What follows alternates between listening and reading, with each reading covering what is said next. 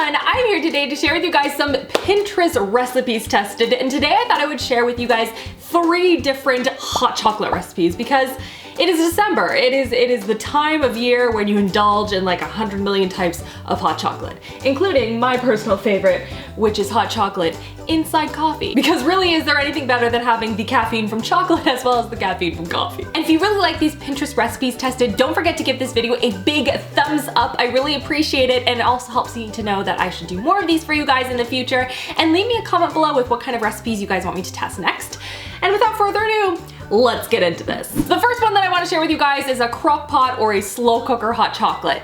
And people do this quite often, especially if you're doing this for parties and stuff. It's much safer to have it warming or cooking or melding together in a slow cooker than it is on the stove, especially if you're like me and you burn everything like almost instantly. But this one caught my eye in particular because it had like 100,000 repins, which is insane, and it's supposed to be like the best hot chocolate ever, and everyone was raving about it, and I was like, well, we gonna be testing that. So what you're going to need for this particular recipe, you are going to need heavy whipping cream, sweetened condensed milk, and you're gonna need 14 ounces of that, which is 2 cans if you are in Canada, because man, the conversion rate between the American recipes and all of the products in Canada, I have been using Google for that a lot. What is 4 ounces in milliliters? All day long. That's what I was doing yesterday. You're also gonna need 6 cups of milk, a teaspoon and a half of vanilla, and 2 cups of chocolate chips, either milk chocolate or semi-sweet, whatever you have on hand. And it's pretty straightforward from there. You kind of just dump everything into the slow cooker, and then you put it onto the slow cooker for 2 hours on low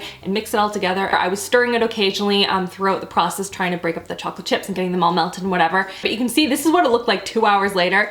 The chocolate chips still aren't melted in, and it's very clumpy, and it didn't look very appealing. Now, it could be the ingredients that I have in the chocolate chips. I think you would need more like baking chippets or really good baker's chocolate. I would recommend that instead of actual chocolate chips, because I think some types of ingredients in the chocolate chips just aren't gonna melt down consistently, and you're gonna be left with really lumpy, gross looking hot chocolate. And because the chocolate chips didn't entirely melt down, it just didn't taste super chocolatey. And I'm sure this would be really, really good if you used actual really good baker's chocolate. So try it that way and see if that makes a difference if you want to try something like this.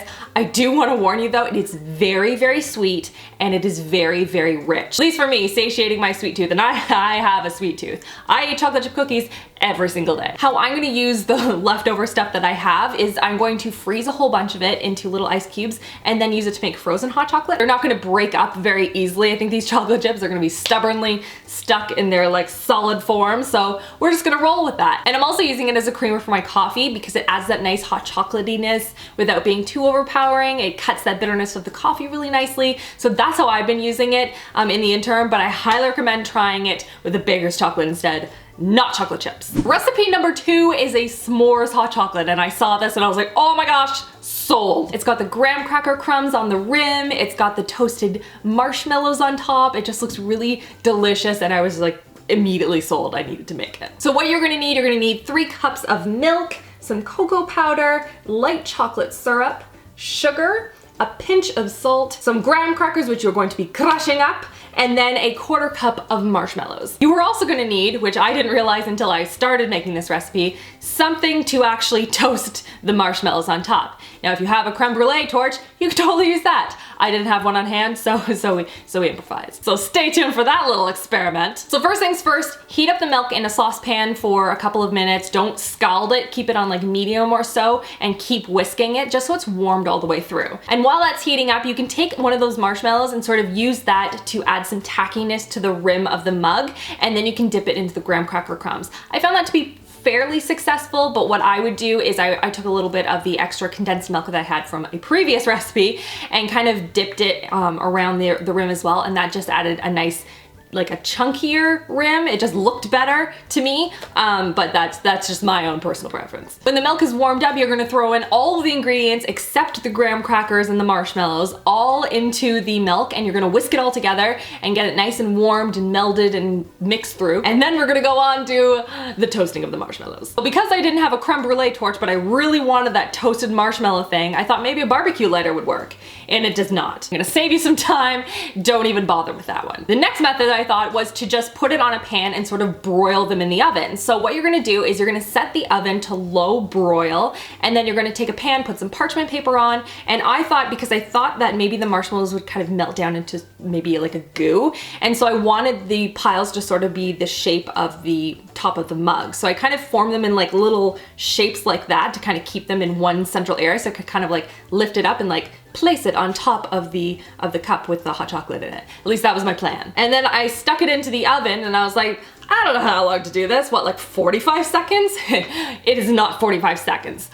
That is too long. So you can see that I ended up with burnt marshmallows, which is not only not delicious, but it also sets off the smoke detector. So depending on your oven, I would start with 15 seconds, take them out, assess it. You may have to turn it to make it very fully caramelized across the top. I rotated them, and so that is about as much time as you're gonna need, but it actually worked quite well. You don't need to necessarily put them in clumps. I found that because you're spending so little time under the broiler, it really just gets the top layer done and that's it. So it didn't really melt into this goo that I was anticipating it to be. So you could totally just lay out a whole bunch of marshmallows, toast them all on top, and then scoop them and arrange them the way you want on top of your mug. So I poured in the hot chocolate and arranged the marshmallows on top, and there it is, s'mores hot chocolate. And I'm gonna say that this was by far my favorite recipe. It was really, really good. I love the combination with the graham cracker crust and the toasted marshmallows. It really did taste like a s'mores hot chocolate. And the last recipe I wanna share with you guys is a hot cocoa cheesecake dip.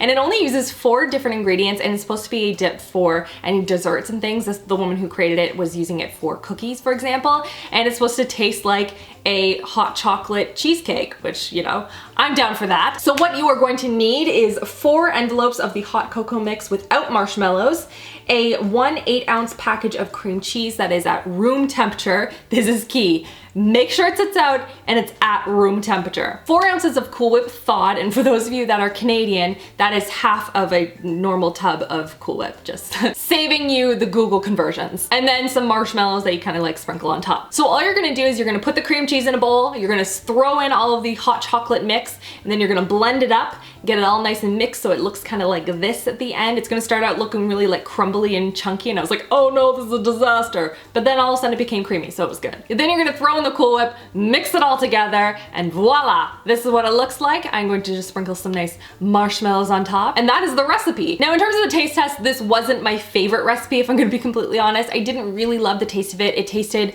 far too cream cheesy and not enough hot chocolatey. So some things that I would do differently for this particular recipe, maybe next time, is I would scrap the Cool Whip altogether, and I would do real whipping cream. And I would do probably a better hot chocolate mix, maybe like DIY, do your own, or to the hot chocolate mix, I would add in some cocoa powder just to make it like extra chocolatey. And then I would probably have the cream cheese, or maybe like only use 3/4 of it. I just found it to be way too strong of a cream cheese taste. And I love cheesecake and everything.